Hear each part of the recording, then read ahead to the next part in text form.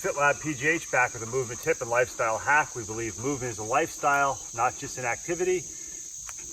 A shout out to Canine Fit Club for our video last week where they reminded us that if you use a belt leash for your dogs, it's not safe when you're around other people, and it may not be safe on super technical terrain. So when I'm hiking or running with my dogs and nobody's around, I've trained them so they run on a leash that's around my waist. But when I get close to people, I shorten them up and I control them.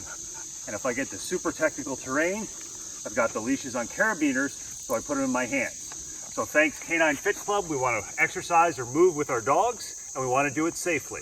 Another movement tip and lifestyle hack from the Labradors of FitLab PGH.